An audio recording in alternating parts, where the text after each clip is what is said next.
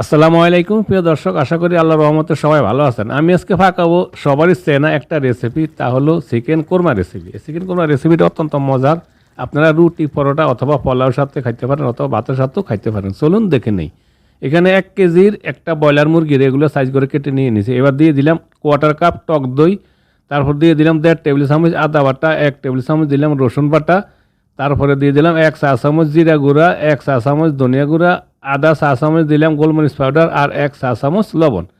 এবার আমি হাতে মেখে নিব, মেখে নিয়ে চিকেনগুলোকে মারিনেশন করে নিব। মারিনেশন করে চিকেনগুলো কমের পক্ষে আমি আধা ঘন্টার জন্য রেস্টে রেখে দিব। আপনারা এর চেয়ে বেশিও রাখতে পারেন, তারপরে কম পক্ষে আধা ঘন্টা রাখার চেষ্টা করবেন।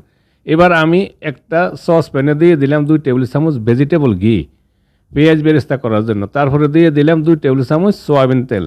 তারপরে একটা পেঁয়াজ দিয়ে দিলাম, আমি পেঁয়াজ বেরেস্তা করে নিব। পেঁয়াজটাকে আমি হালকাভাবে একটু বাদামি কালার করে বেরেস্তা করে নিব। পেঁয়াজটা বেশি লাল করা যাবে না, যদি বেশি লাল করেন তাহলে কোরমার কালারটা কালো হয়ে যাবে। তাই হালকা বাদামি কালার হওয়ার পরে পেঁয়াজ বেরেস্তাটা উঠিয়ে নেবেন। পেঁয়াজ বেরেস্তাগুলো উঠিয়ে নিলাম, সম্পূর্ণ পেঁয়াজগুলো উঠিয়ে নেবেন যাতে কিছুটা পেঁয়াজ না থাকে। তারপরে সেম তেলে দিয়ে দিলাম একটা পেঁয়াজ কুচি। তারপর আমি দিয়ে দিলাম 3টা তেজপাতা, আমি একটু হাতে ছেড়ে দেব। তারপরে 2 টুকরো দারুচিনি, তারপরে দিলাম 6-7টা ছোটো এলাচ, একটা স্টার এনিস মানে স্টার মশলা। এবার হালকাভাবে একটু তেলে ভাজি করে হালকা একটু বাদামি কালার করে নেব, বেশি কড়া করার প্রয়োজন নাই।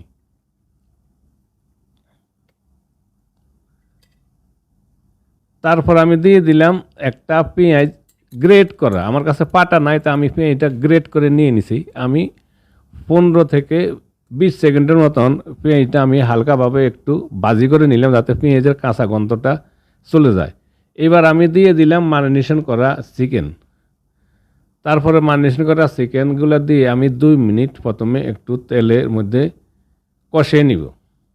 প্রিয় দর্শক, আশা করি রেসিপিটা আপনাদের পছন্দ হবে। যদি রেসিপিটা পছন্দ হয় প্লিজ একটা লাইক এবং একটা কমেন্ট করবেন, আর প্লিজ আমার চ্যানেলটা সাবস্ক্রাইব করবেন। সাবস্ক্রাইব করার জন্য আপনাদের কাছে বিনীত অনুরোধ করব। 2 মিনিট কষিয়ে নিলাম।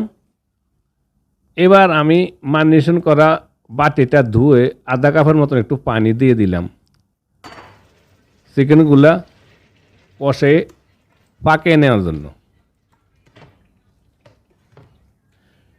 তারপর একটু লাড়া দিয়ে দিব। লাড়া দিয়ে আমি ঢাকনা দিয়ে প্রথমে 5-7 মিনিট চিকেনগুলো একটু কষিয়ে নিব। চলে আসলাম 5-7 মিনিট পর।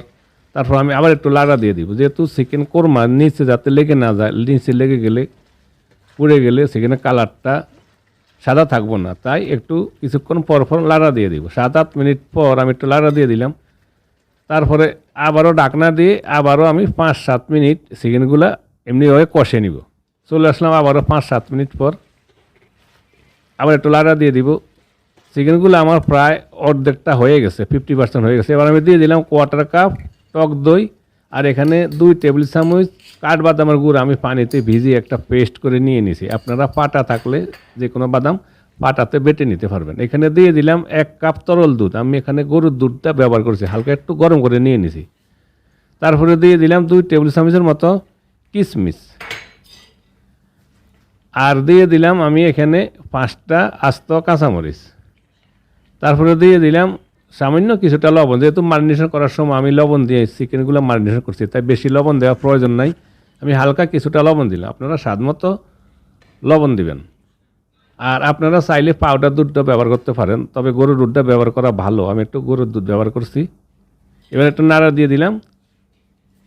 তারপরে ঢাকনা দিয়ে আবারও আমি 7-8 মিনিট একটু পাকিয়ে নিব।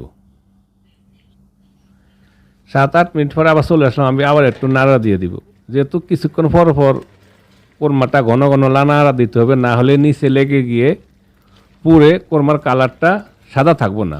আর কোরমার কালারটা সাদা থাকাটাই সুন্দর, তাই একটু নাড়া দিয়ে দিলাম। আবার ঢাকনা দিয়ে আমি আরও 7-8 মিনিট পাকিয়ে নিব। চলে আসলাম 7-8 মিনিট পর, আমার চিকেনগুলো প্রায় 80% হয়ে গেছে, আমি চেক করে নিয়ে নিছি অফ ক্যামেরাতে। এবার আবার একটু নাড়া দিয়ে দিব নিচে থেকে।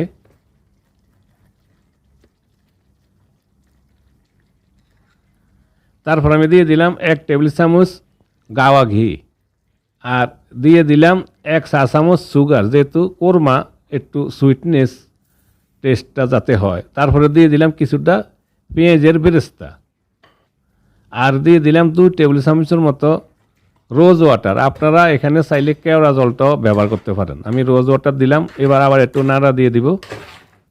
তারপরে নাড়া দিয়ে আমি আরও 5 মিনিটের মতন ঢাকনা দিয়ে একটু চুলাতে রেখে জাল করে নিব। চলে আসলাম 5 মিনিট পর, হয়ে গেছে আমার চিকেন কোরমা। কালারটা দেখুন, কালারটা আমি সাদা রাখার চেষ্টা করছি, তাহলে চিকেনের কোরমার অরিজিনাল কালারটা দেখা যায়। আশা করি রেসিপিটা আপনাদের ভালো লাগবে। যদি রেসিপিটা ভালো লাগে প্লিজ একটা লাইক এবং একটা কমেন্ট করবেন। আর প্লিজ আমার চ্যানেলে সাবস্ক্রাইব করার জন্য অনুরোধ করব। কিছুটা পেঁয়াজের বেরেস্তা উপরে সেটা দিয়ে দিলাম। সবাই ভালো থাকুন, সুস্থ থাকুন। আল্লাহ হাফেজ।